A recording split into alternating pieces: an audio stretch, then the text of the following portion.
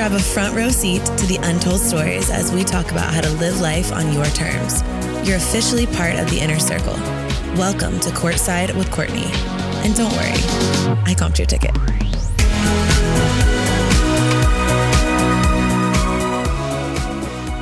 Welcome back to another episode of Courtside with Courtney. This one is going to get juicy because we are doing assumptions about me and I am fucking terrified. I asked you guys on Instagram. I went on and I said, type your assumptions about me, drop them in the box. Oh, I'm scared. I have not looked until just now. I'm opening this up and I'm just going to kind of go down. There are a lot, so I'm going to kind of scroll and choose. There's probably going to be a little bit of everything, honestly. There's some super nice ones I'm seeing, some not nice ones, some funny ones. We're going to just get into it. So let's talk about your assumptions about me. Quality over quantity when it comes to friendships, 1,000,000%, especially this year and last year. I feel like last year for me was really a cleaning out and a cutting and a sorting through of people that no longer needed to be in my life, at least not in a close proximity. And now this year is all about filling up myself and the people around me. And those people that are remaining, the people left standing, are the good ones, the quality ones, the ones that I want to invest my time in. I've come to learn throughout my life that my time is so valuable and precious, and I don't have a minute of it to waste on people that suck, that are shitty friends, that feel like one-sided, or that spend their entire time gossiping about other people, that don't make me feel good, that don't celebrate me and my highs and aren't there for me in my lows. Really has to be someone that can run the gambit on both sides of that. And I want to do all those same things for people. I also realized over time, the more mind and like time and attention I gave fringe people, the less I was able to show up for the people that really mattered to me as well. Because just as much as I don't want to go and spend my time with people that aren't being good friends to me, I want to be able to show up as a really good friend to other people. And I can't do that if I have 87 best friends. So I've really cut and cleaned out, and I'm feeling so much better about it, and genuinely can say that I trust my inner circle of people right now. And I think that if I look back on the past couple of years in my life, that's not always been true. So I feel grateful to be in that place. So yes, all about quality over quantity when it comes to friendships. It's also very much how I was raised. My mom always taught me growing up a little bit of like the less is more thing. You don't need 900 best friends. You just need a couple really good ones that are going to be there for you no matter what. And of course, you're there for them no matter what too. But you really can't do that when your circle's too big. I honestly used to have so many, but you seem so confident and calm now. That's really nice. Thank you. Well, that's cool. I think it's interesting and amazing to see. I think over time, I've almost gone through this mountain journey of feeling like I was sharing a lot and then I wasn't sharing a lot and sharing a lot and not sharing a lot as far as vulnerability and openness goes. And I'm happy to say that I'm at a time and place in my life where, because I'm feeling so good and grounded within myself, I'm able to be more genuine and vulnerable with you guys, instead of doing it for like a performative thing at all, like feeling like I need to come on and defend myself about certain things, or I'm able just to be me. And I think it's really cool. To this person who wrote the comment, I think it's really cool for your views of me to change and evolve over time as well. That to me signals that you're in a really good place and happy and healthy. So I appreciate that you're a girl's girl, 110%. If you did my friend wrong, like I feel it in my soul. My friend, one of my best friends and I were talking the other day because she had a really brutal breakup. I don't even know if breakup would be the right word. I am going to try to get her on a podcast episode when she's ready. But one of my best friends recently went through like a very traumatic experience within a relationship, and the way that it all ended and the things that came to light. And it's like I felt so tired and drained, and it almost like took me back to that place with her when she went through it, because I am so ride or die for my friends. Like if you hurt somebody I love, like I feel the knife in my back too. So yes, girl's girl for sure. Let's get some juicy ones. You don't own granny panties. I actually don't think I own granny panties. I think that's probably a good assumption. I definitely have like boy shorts, but I don't really wear them. I'm a thong girly. You were a mean girl in high school. I was actually the dead opposite of this in high school and used to stand up for people who other people were being mean to. Like I would almost insert myself into situations trying to defend other people that I hate when people are mean to other people. And I remember a couple of years ago, there were a few gossip sites. This is like probably 2020, 2021, when everyone was really just like coming after influencers and it was like full swing cancel culture and left and right. And people were like trying to, dissect people's old tweets and go through things and just like dig up dirt on people. It was very stressful. But I remember thinking, and Audrey and I having the conversation of like, I really don't have shit to hide. So when it comes to things like stories from high school, and there just really aren't any, because it just wasn't who I was as a person. And I think someone even wrote, it was like one of those gossip Instagrams, and someone even wrote that, like saying that they thought I was a mean girl in high school. And someone from my high school responded and was like, I didn't hang out with her. We weren't like in the friend group, but she was so nice to me. So no, I was not a mean girl. That doesn't mean I've never like been mean, I'm sure, in the whole course of my life, but definitely not my vibe or style at all. I think we all have like moments that I'm sure we aren't proud of when we're hormonal and growing up. I'm definitely not perfect. That's not what I'm suggesting, but definitely not a mean girl. You are very sensitive, spiritual, and protective of your circle. I think that's true. I think I try to pretend like I'm not sensitive and be tougher than I am. I was joking around earlier saying I really love like a good rom-com, and I love a cheesy ass movie. I love it. It makes me smile. It makes me feel so good. And I made a joke to Kirsten and Allie saying like, don't tell anyone, don't want to ruin my reputation. But as much as I am jaded and like low key cynical, I'm also a hopeless romantic. So I definitely think I'm more sensitive than I show people most of the time.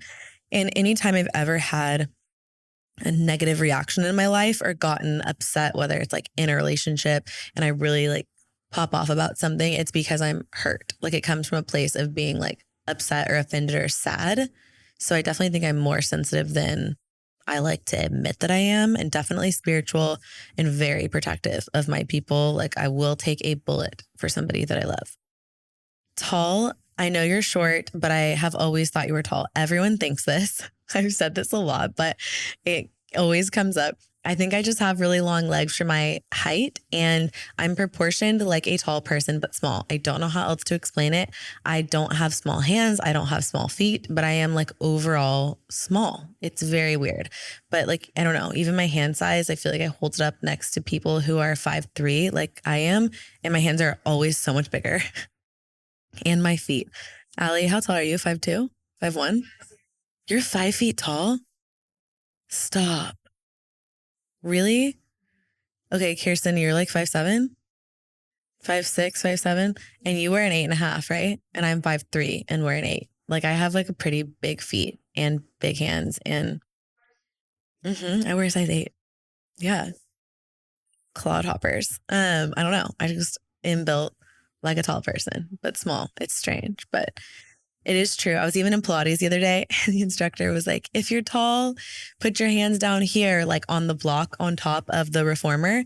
And she was like, and if you're short, like if you're under 5'4", 5'5", then don't like put your hands here. So I had my hands where she was instructing for the people that were under 5'5", because I'm only 5'3" again. And she came over to my reformer and she was like, how tall are you? And I was like 5'3". And she's like, okay, no, like put your hands down. So I don't know, like my body proportions are just that of a tall person. I also think camera angle when you're taking photos also makes a big difference. If you want to look smaller, like skinnier, you take a picture up high. If you want to look taller, you take a picture down low. I always like to take my pictures either straight on or down low because I prefer to look taller. Like I like the length in the legs and stuff. So I think that probably helps in photos too. But when you guys are seeing like mirror try-ons and stuff, I don't know. I think I just have weird proportions, but I am only 5'3". That you take zero shit from people. Facts. I'm just in the take no shit era of my life, and I feel so happy to be here finally.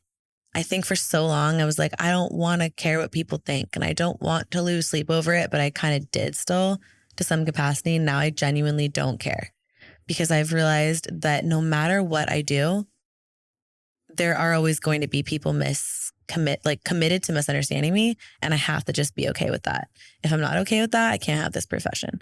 So I've quickly realized that I have to not care what other people think. And I think that allows me to take zero shit. And you guys already know in dating, I take zero shit too.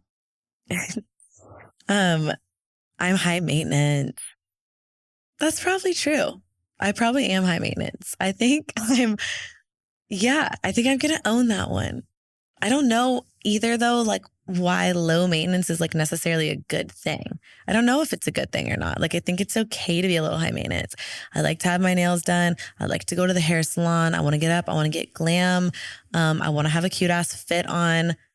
I have really high expectations of the people around me. I think that's how I've been able to like elevate people around me too. And I expect to surround myself with people who also elevate me. So honestly, yeah, I think I probably am high maintenance. Now, that is not to be confused with stuck up. I was on a date the other day and he said something, we were doing those cards where it's like a card game and you ask somebody a question.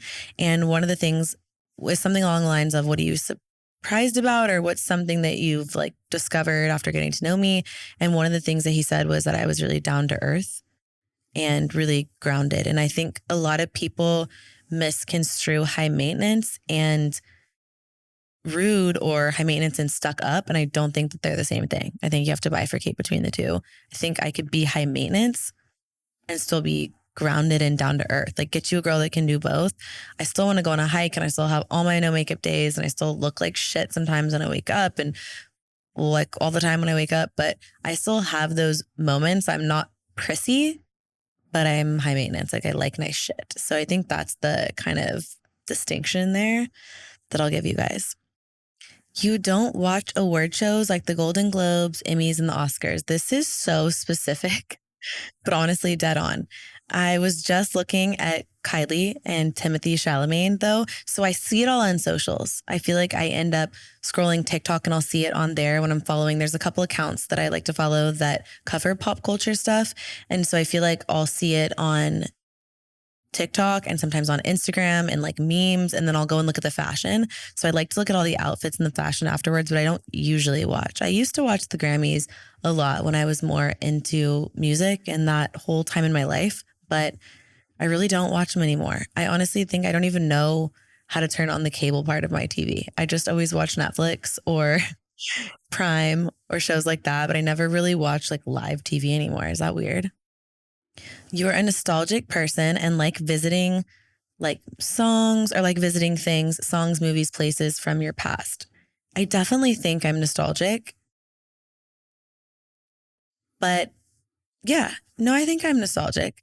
I love like home movies. I like going to the snow cone place I used to go to with my parents growing up. I like doing things that remind me of my childhood for sure, because it was a happy time for me. So I think I am nostalgic. And since those memories were good for me, it feels positive to reflect on those things. It took me a long time to learn to detach like meaning from things when it came to like things from childhood. Like, I would have like a stuffed animal and be like, no, but this got me through some hard times. I feel like my stuffed animal had feelings. I don't know how else to describe that, but it's true. So yeah, I think I am nostalgic. You're hard to approach. I don't know. I don't think of myself that way. When it comes to you guys, I always say, please say hi. The funny thing is I've got such a radar for it now. I can spot you guys. I always know when you're like one of my people. Like, when you guys know me, I know you too. Like, we have this, it's like a sonar and I just can spot you guys a million miles away. So I feel so much more comfortable when people come up and talk to me than when they don't. Because if people don't talk to me, it looks more like them whispering to their friend, like, I think that's Courtney, blah, blah, blah. And I can usually hear it or see it. And that makes me a little bit uncomfortable, to be honest, but it never makes me uncomfortable when you guys say hi. So 10 out of 10 times, I would love somebody to come up and say hi to me, because I genuinely enjoy meeting you guys. It's like one of my favorite things, because otherwise I feel like I just talking to my phone all day and I'm a crazy person. So I prefer when you guys come up to me.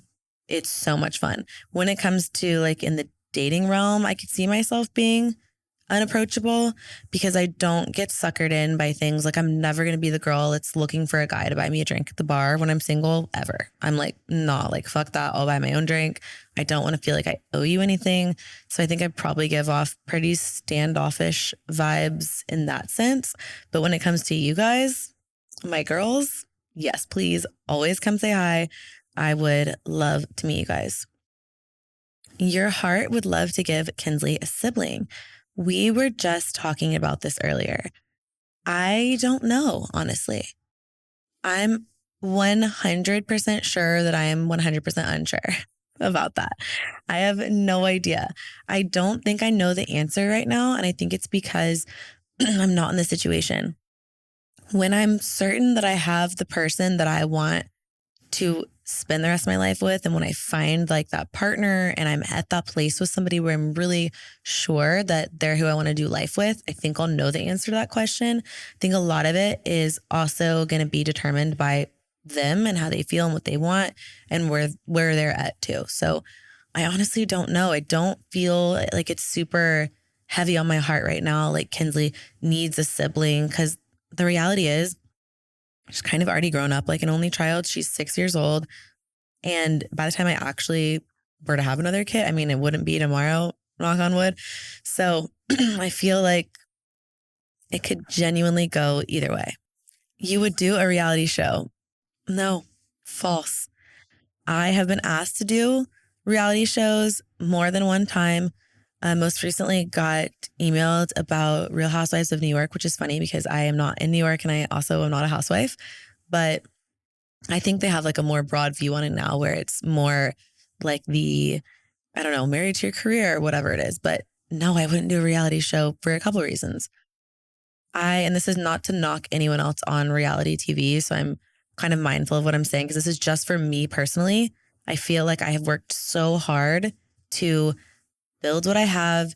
And I've been really thoughtful about showing what I want to show, not showing what I'm not comfortable showing. And I've gotten in this really good rhythm of feeling vulnerable, but not like my whole life is lived for somebody else, if that makes sense. And so I think I am at a place where I'm very comfortable, and doing reality TV is like giving someone else all control and say over everything that they show. And I just don't want to do that. I also think people go on reality a lot of times to get a following and gain a following. And I have a following and I'm so grateful for that. But I don't feel like I need the reality show to get it. And I think it just ends up being, I don't want to feel like I'm living in a fishbowl. And I think that's how I personally would feel. But that's not to knock anyone else who does it. I think you can do it for different reasons. You are not a sports girly with a bunch of laughing faces. False, actually. I am a sports girly. Your girl was captain of the lacrosse team in high school. Thank you so much. Played competitive volleyball for years. I love football. I love basketball. I'm actually very much a sports girly, but I'm also a girly girl. So I like to do both. It just depends on my mood and the day. I like to be Mary Kate and Ashley, if you know what I mean. That you don't read your DMs. False. I definitely read my DMs and I try to get to as many as I can. But obviously, just based on the volume, it's hard. But I hate it when someone has DM'd me like a bunch of times and it takes me a while to see the DM and then I see it and there's all these DMs above it. I always feel so bad. But I really, really promise I try to get to as many of you guys as I can. But obviously, if I spent my whole day DMing, I wouldn't get anything else done. So it's just not really physically possible. But I definitely read my DMs and I try my very best to respond to as many of you guys as I can. You're loyal and give the best advice. Drop anything to be there for a friend. Thank you. That's really a nice compliment. And I do, for sure. I think I'm very loyal, ride or die kind of person. And definitely would drop everything for a friend. And that's what I do for the people that are really close to me in my life. Again, over the past couple of years, that circle has gotten smaller and smaller so that I can do that for the people in my life that are worthy of that kind of commitment and time. And for those people, 1,000,000%. And that's also something that my mom really, really like raised me to. She raised me so strong in that belief. Like she had a smaller core group of friends and she was always there for her friends, calling them and checking in, seeing how they were. I remember a couple of times growing up, my mom would get a call from someone and it sounded juicy. And I would say, what happened? And she'd say, nothing. It's not my story to tell. Like, was always very close-lipped about what other people were going through. And I always really admired that and took a page out of her book. So when someone comes to me and they say, here's what I have to tell you, this is going on in my life, don't tell anyone, I genuinely don't tell anyone. And that's something that I absolutely learned from Liz, which is probably no surprise if you guys listened to the first episode, which was an episode with my mom. I'm going to try to get her on for more episodes. I'll call her after this. You dislike clutter. I hate clutter, but I am also the culprit of so much clutter in my house. So I hate it. It makes my brain feel like it's melting and I feel like I'm losing my mind because I cannot work or get anything done when things are messy, but I'm like a naturally messy person. There's also a big difference in being dirty and messy. I'm not dirty, but I'm messy. And when it is that way, I cannot think and function. So I really try to be better about it. It's something that I'm still working on as an adult. As a 36-year-old, I still struggle with this. I like to keep my house organized and clean, but also with my job, there's a million things coming in all the time. Boxes, packages. So I've really learned that I have to like get shit out when other stuff comes in, and it's like this whole system. So I do really dislike clutter, but I'm also kind of bad about it. And I'm trying to be better. I've made a lot of progress, but there is still an area of opportunity in my life for sure. You don't hold back what you have to say and how you feel. True. I think I never really hold back how I'm feeling anymore. Whether or not I choose to say it completely depends on the situation and the scenario. There have been scenarios where I just remove myself. If I'm uncomfortable saying something, I know it's like not a situation that I want to be in per se. But I'm definitely at a place where I'm comfortable saying how I feel about something. It's just maybe I'm going to choose to take the high road and not say it. But it's not because I'm not comfortable. It's because I'm like making an active decision that that's how I want to handle that particular situation. You wish Dibs was sold in a store somewhere. Sure do. And one of these days, I think that's going to happen for us, guys. So stay tuned on that. That you're easy to be around. I think this depends on the situation and the scenario. I think I'm really easy to be around for my best friends when I'm like off the clock and I'm not working and I'm chilling. I think in a relationship, I'm really easy to be around a lot of the times. And then a lot of the times I'm not easy to be around because my standards are really high and I have high expectations of myself and other people. So I could see that being harder to be around because it's like asking people to consistently improve and be the best versions of themselves. That's kind of a tricky one to answer yourself. But I think that's like a pretty fair way to answer that question. You're cutthroat in a good way. Yes. I think I'm very cutthroat.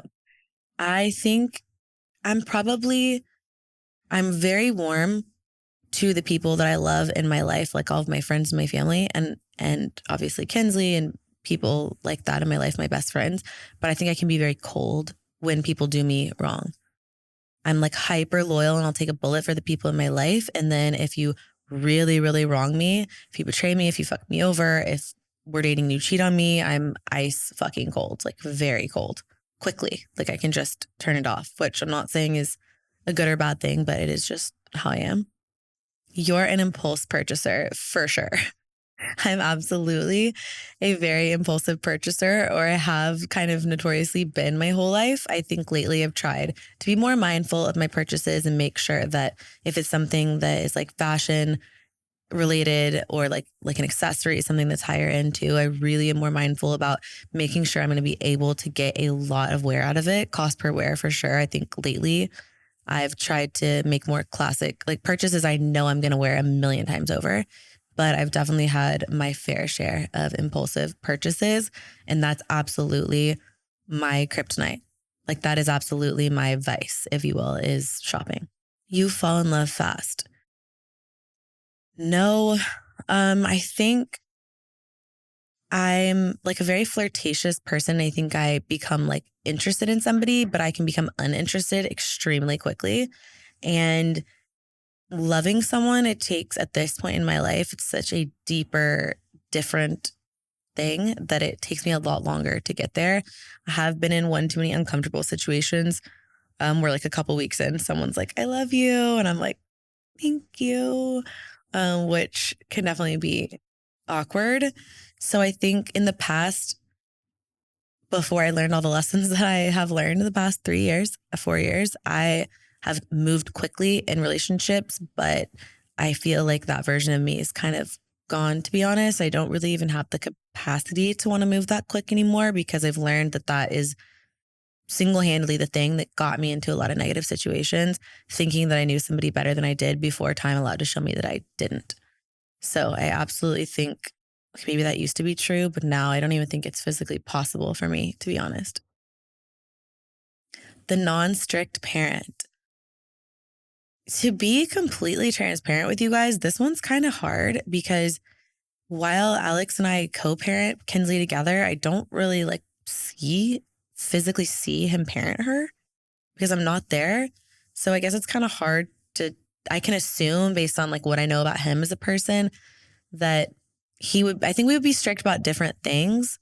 I'm the enforcer of things like her mindset and her positivity and how she treats people and how she treats herself and being like affirming people and learning and growing. Like I would say I'm strict in those ways, as much as I know that's like a weird way to answer the question. I'm not strict on like her getting in trouble for things just because as I learned from my parents growing up, I want my home to be a safe place for her where she always feels comfortable and able to express herself and be herself. And so I don't really get like mad, or I'm not really super strict, but excuse me, she's also 6. So I haven't had that many things to be strict about. She's such a kind, positive, like well-adjusted, amazing, brilliant human that I don't have that much to be like strict about now. If she was at school and she did something really mean and terrible to like another kid, like, yeah, I would be strict about that, but she just wouldn't because it's not who she is. So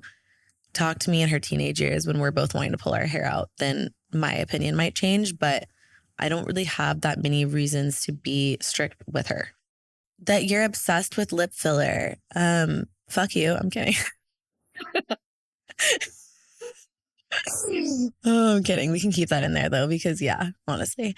No, I'm not obsessed with lip filler. I love my lip filler though, but I don't think I get it like a crazy amount anymore. I was looking back. I'll give you this one. I'll give it to you. 1, 2, 3, 4 lemons. I was looking back at a couple of videos. I was like going down memory lane earlier and like back in 2020, like early quarantine days, my lips were a little too big. I'll give it to you. I see you. I hear you.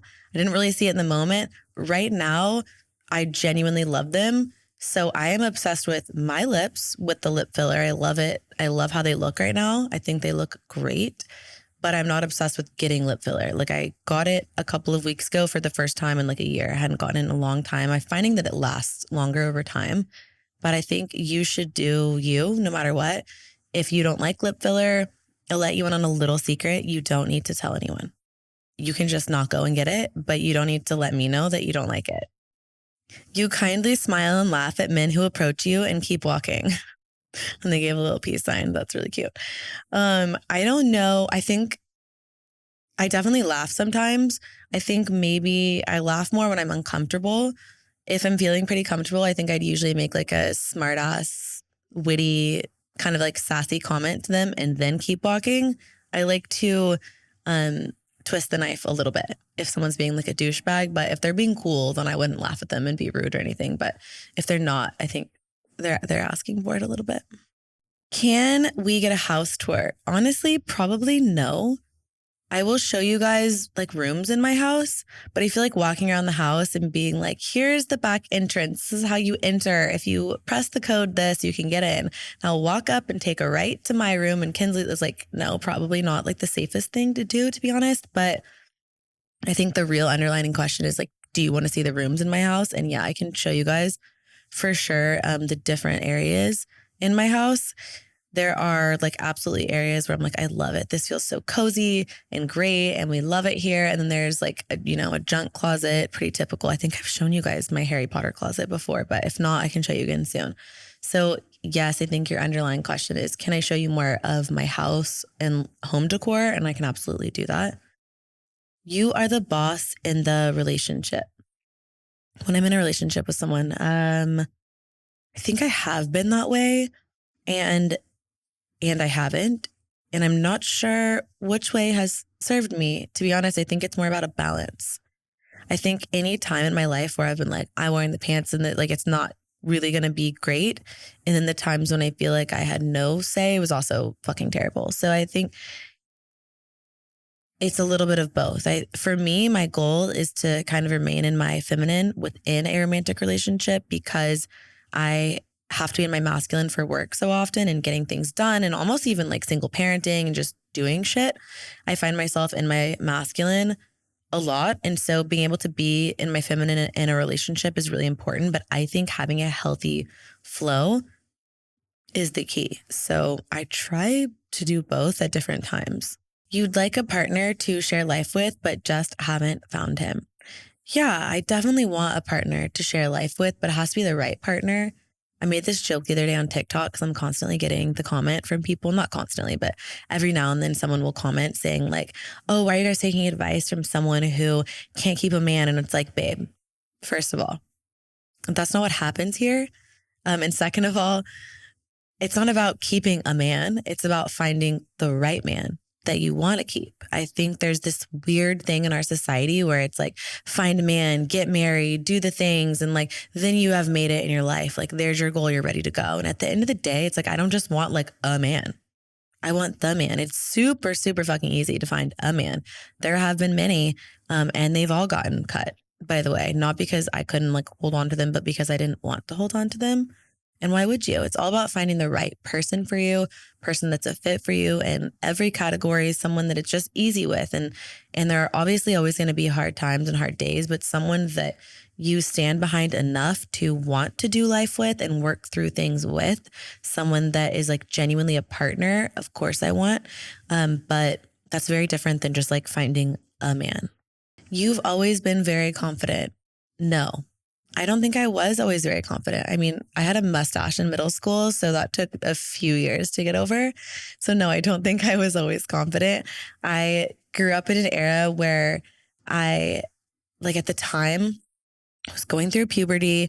My hair got super curly. I basically had a mustache, which shout outs my mom told me to bleach it. Like I probably should have just shaved it at that point. I got made fun of for that for sure.